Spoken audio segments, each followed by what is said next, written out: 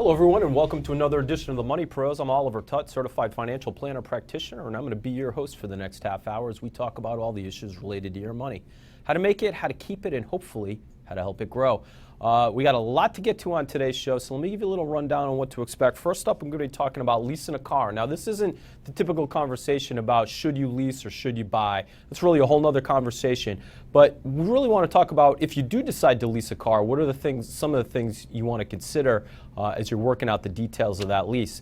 We're also going to be joined by our tax pro, none other than Greg Piccaro, CPA and partner with Trando Piccaro and Associates. We're going to be talking about the Dirty Dozen, and it's not just Greg's favorite movie apparently, but it's a list from the IRS that you're going to want to be aware of as you get ready to do your taxes this season.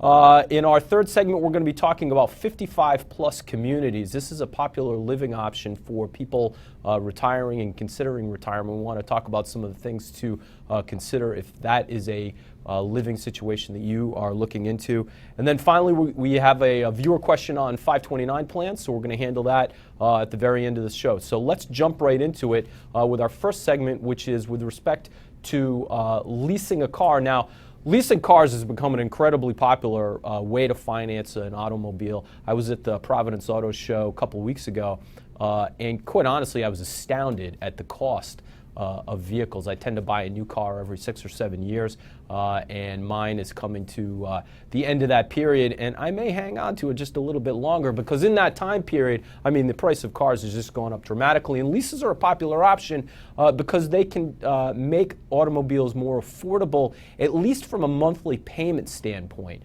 So let's talk about some of the things you want to keep in mind if you are looking at leasing a new vehicle. Let's put up a slide and we'll roll through these one at a time.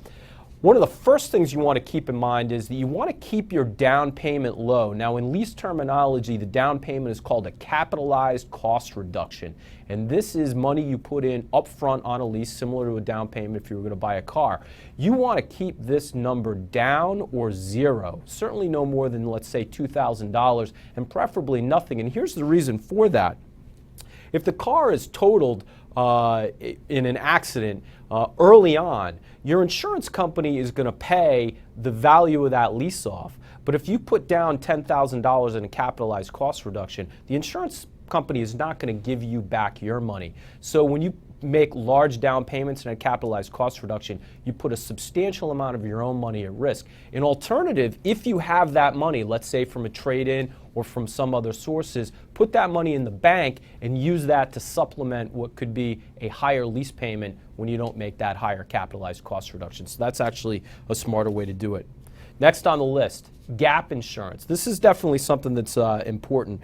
This insurance covers the difference between the car's value and the lease obligation. When you drive that car off the lot, you probably know that it depreciates very quickly to a very large degree. If you get into an accident, there could be a substantial difference between what your insurance company reimburses for the value of that car and what your actual financial obligation is under the lease. The difference between those two things is the gap, and gap insurance is designed to cover you for that. So if you don't have the ability to lay your hands on that cash, or if that's something that you're concerned about, that's the type of insurance you might want to consider. Next, watch the mileage on your car. Nobody should enter into a lease without understanding clearly how much in mileage they drive. And also keep in mind that your circumstances may change. That long commute you have right now may turn into a shorter commute later on. Conversely, you may drive more than you think you're going to in the years of that lease. So keep that in mind when you're figuring out how many miles to sign up for on that lease. Some of them are pretty low, makes them more attractive, but you'll pay for it in the end. Next, maintain the car.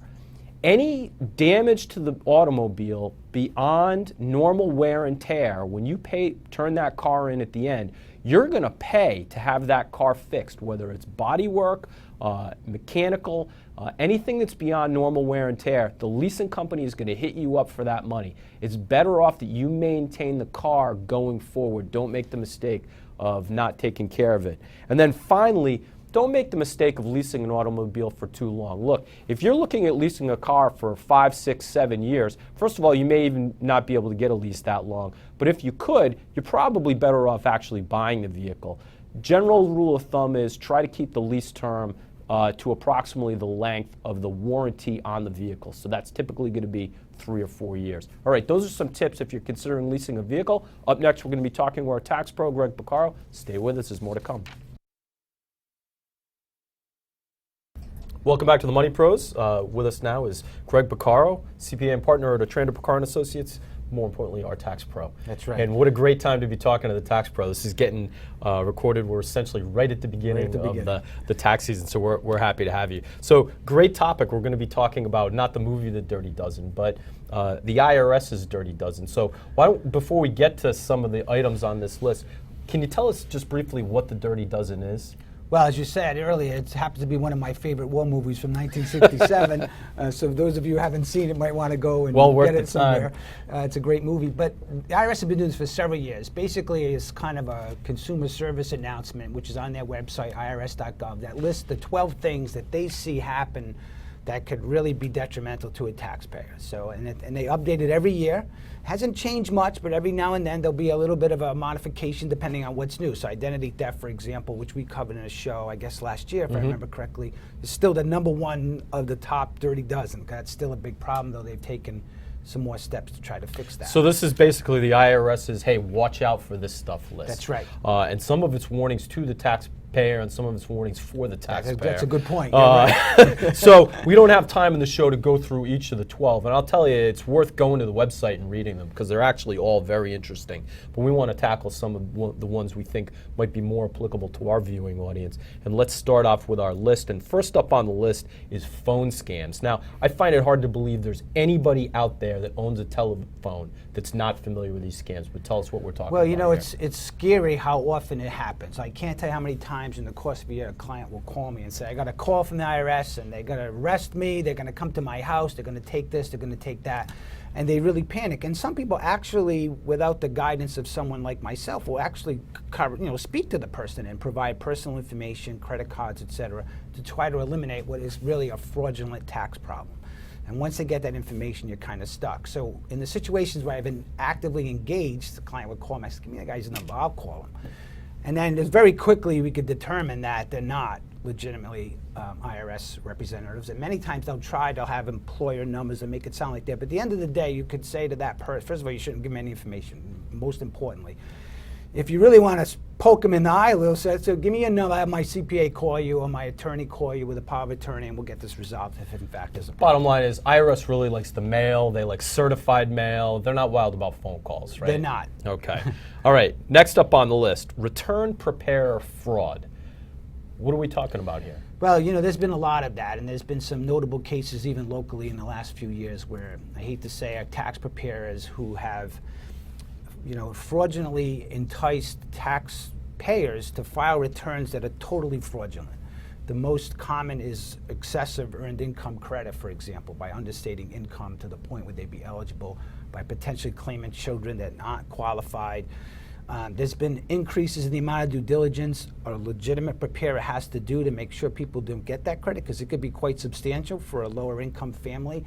So you really, the old saying, which I don't know how old it is, if it's too good to be true, it probably is. So if someone's misleading you to try to improve your tax situation, not only could they be in trouble and may already have been in trouble, you can get in serious trouble as well. They really don't have much sympathy, because there's enough warning out there to people is be prudent. Go to a preparer, a CPA, an enrolled agent, someone who has the training, has a PTIN number so the IRS knows who they are. For electronic filing? For electronic filing, but not only just for that, everyone has to have a PTIN to be able to provide information to the IRS. And through that process, they know who the preparers are. Be wary of situations where somebody says, I'll do the return, you sign it. Exactly. If they're not willing to sign their name, that means there's probably a problem. All right, so that's definitely something to keep an eye on.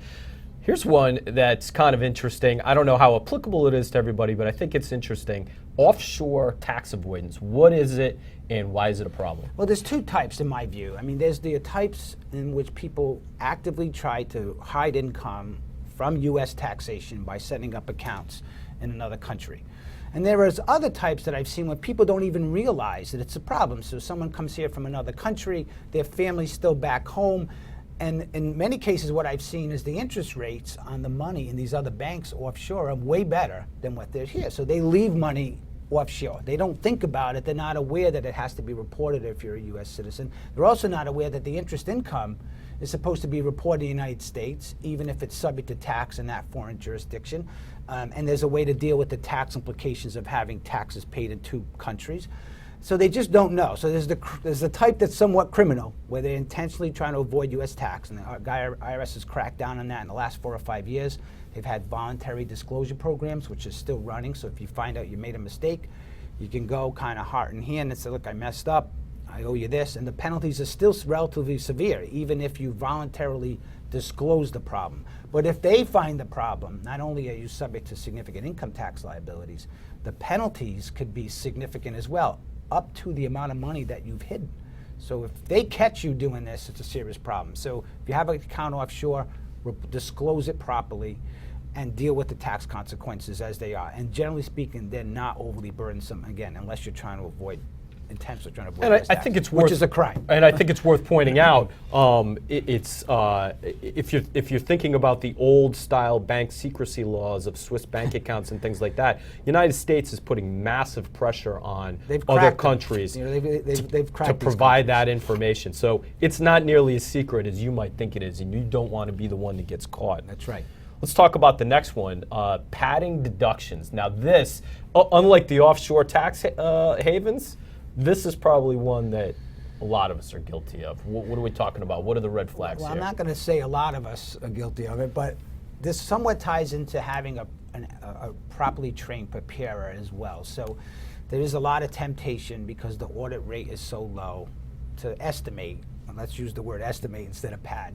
And estimates in some contexts are good. There's a case, I think it's Cohen, which addresses the reasonable estimates in light of the big picture, other corroborating evidence that might support an estimate. But an off-the-cuff estimate that's in no way related to what you're actually expending is just dangerous.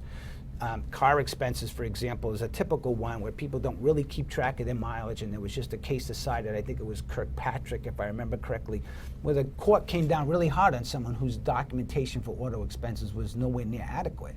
So car expenses is one that I find the estimates happen to a larger degree, but they can happen anywhere. Cell phone use, internet use, meals, the specific statutory requirements. So be prudent. If you're going to, we had a show about record keeping as well. Keep good records. I mean, if you keep 90% of the records and you estimate 10%, well, that's probably not going to translate to a civil or criminal problem. If you do it the other way, you keep 10% and estimate 90%, that's probably going to be a problem. And you don't want to be on that end of the situation and dealing with the IRS, because it makes it more difficult. And the issue here is with a lot of things like income, investments, things like that, the IRS has a way to cross-check it, right? There's reporting that goes to the IRS as well as to the taxpayer, so that the IRS can verify things. But how much business mileage you drove last year isn't going to show up for them. So there's a temptation out there from some taxpayers to misestimate those things. It has to be reasonable in light of what the people do for a living. We were talking, before the show when you're getting the lease. So some people are in a business where they're driving around all the time. It goes in what they do. They're a salesperson. If you're in the office all day, probably not driving 30,000 miles a year. Right. So next on the list, and I understand the temptation to want to pad expenses, because the higher your, or misestimate the expenses, because the higher your expenses are, the lower your income's going to be. Right. So that translates into a natural tax savings. But the next one on our list is falsifying income. Why in the world would anybody want to falsify income? Why is that a problem? This also ties into the bad preparer scenario. So if you're in an earned income credit situation, there's a line where you can maximize that credit. It's like 25 or 30,000, depending on family size, right? So if your net legitimate income from self-employment, let's say, and usually it's in the self-employment area that happens, because W-2 income, as you point out, is reported to them, was 15,000. You got 2 kids. Well, you're going to get a credit X dollars. At 26,000 or 25,000, it might double. So and only a couple bucks more of tax, if any. No, when it doubles, you're right. Your net savings or your net increase in your refund could be significant. Mm-hmm. So the temptation is, well, I'll show more income or take less expenses. Same kind of thing happens, right? Mm-hmm. So they underestimate their auto expense. And the government knows about this. Now, the overestimating of income and the underestimating expenses is very difficult for anybody to really prove, because if you did a job for someone, they didn't give you a 1099. I mean, it's not a great place for the government to be in, because it's hard to prove whether something did or didn't happen when there's actually no records at all. But they're in tune to that. So again, as I said earlier, earned income credit, where this is particularly problematic. Don't try to game There's the earned income credit. There's extra precautions that are built into the preparer's side, where we have to do due diligence to make sure the numbers make sense. All right, last one. We've got about a minute left. And this one's interesting. Frivolous tax arguments. What is a frivolous tax argument? Why is it a problem? One is that the 16th Amendment was never properly ratified. Something to do with how the state of Ohio was, whether it was really a state in that point. Therefore, that segment of that power Congress doesn't have, so they can't tax. And there's offshoots to that. There's another one that says wages aren't considered income, because the concept being taxation was gain from sales of property, whatever, not income, which was the expending of time for money. Therefore, you didn't actually make anything. You expended time, you got paid for it. So sounds irrational. And there's a lot of them. So the IRS website, they got a great summary of all of them. Bottom line is, there's no justification. Each one of them has been attacked in court and lost. And when you lose that argument, there's extra penalties for taking a frivolous tax position on the return. And that on top of whatever other penalties you could be liable for not paying the proper amount of tax, not paying estimates, filing late, etc. So you definitely don't want to. You should not be taking what some might consider an extreme tax position without the advice of highly experienced counsel, CPA. Or read that, check the IRS's website out. Or if it's on the list, stay away from that one too. All right, Greg, fascinating information as always. All right, up next, we're going to be talking about 55 plus communities. Stay with us. There's more to come here on the Money Pros. Welcome back to the Money Pros. The idea of a 55 plus community is becoming more and more of a popular idea with respect to people that are about to retire or in retirement as a good living solution. What better situation than to live among a bunch of your peers who may share a lot of common interests, part of a facility that provides a lot of advantages. But there are some things you want to keep in mind if considering a 55 plus community is part of your retirement strategy. So I want to go through some of the details. Let's put up a list and we'll talk about them one by one. First up is demographics. One of the interesting things that I discovered recently is that the average age in 55 plus communities is generally quite a bit higher than 55. And it can be a very uncomfortable situation if you think you're going to move in with a group of your peers, and as it turns out, many of the residents are quite a bit more senior than you were expecting. And this is more common with communities that have been in existence for a longer period of time. Because when they started out, many of the people that moved in may have been closer to 55, but of course as the years have gone by, those people have aged, and the community's average age has become quite a bit older. So consider that as you're considering the communities you're looking at. Next, I would definitely take a look at finances. You want to definitely look at how the facility is financed. It's generally it's going to be a community, a condominium, but it's going to be some type of private organization. You have to take a close look at what their reserve funds are for common areas. Does the facility have a lot of assessments and things like that? Some of these communities are better run than others, and that's definitely a concern, because once you become a resident, you become partially financially responsible for the facility as a whole, and that's something that you want to be aware of before you get in. Next up is going to be governance. Just like any other condo or homeowners association, these places are run by someone. Now, some of them may have professional management. Others may be managed by residents in terms of a board. You want to take a look at things like, does the community meet on a regular basis, every twice a year, once a year, every month? Is it the people that serve on the board, can they be part-time residents or do they have to be full-time residents? Obviously, that would be important in places with snowbird communities and things like that. But definitely make sure you understand how the community is run. Next up, you obviously want to take a look at the housing, and I maybe should have put this one at the top of the list, but keep in mind that just because a community is listed as 55 plus doesn't mean that the residences are necessarily suitable for people in their retirement years. You want to make sure that residences are potentially ADA compliant. AARP has a great list of things to look for in a residence that would make it suitable in senior years from an access standpoint and a variety of other things. So make sure it is, in fact, someplace you can be for a long period of time.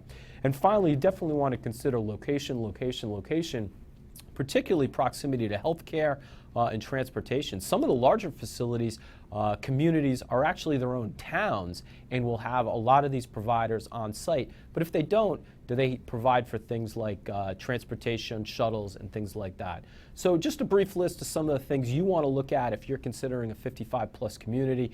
Could be a great solution for you. Up next, we're going to be talking about 529 plans, specifically taking money out of them and when you can do it. So stay tuned, there's more to come. Welcome back to the Money Pros viewer question time. We had a viewer that asked, and let's put it up here, what if I put my money into a 529 account for a child and then they receive a scholarship? Do I still have to pay taxes and penalties if I take the money out? So it's a pretty savvy question here. We talk about 529 plans on the show quite a bit. They're a great device for saving for college. The attraction is you can put money in, and then when you take it out, if you use it for qualified educational expenses, college costs, you don't have to pay any taxes on the interest and gains that occurred inside of the 529 plan. The problem is if for some reason you take it out and use it for some other purpose than qualified college expenses, then not only are you going to owe taxes on the gain inside of the account, but there's also a 10% penalty for using it for some other purpose. So it brings up an interesting situation, which is, what if you're saving for a child's education, you pump a bunch of money into it, and then your kid gets a scholarship, maybe it's a sports scholarship or an academic scholarship. Turns out that you don't need all that money. Well, you have a few alternatives. One, you can change the beneficiary on the 529 to somebody else, is certainly an attractive alternative. You might be able to keep it in there and wait for a grandkid or something like that. But if indeed you need to take the money out, you can actually offset your withdrawals with the scholarship. Now, the money that you take out, equal to the amount of the scholarship, it is going to be subject to taxation. But if in fact the child did receive a scholarship, you will avoid the penalty, and that's something important to beware. So that's it for today's show. We always appreciate you watching the Money Pros. If you've got a question for us, I hope you'll send it to us. Otherwise, have a great day. We'll see you again next time.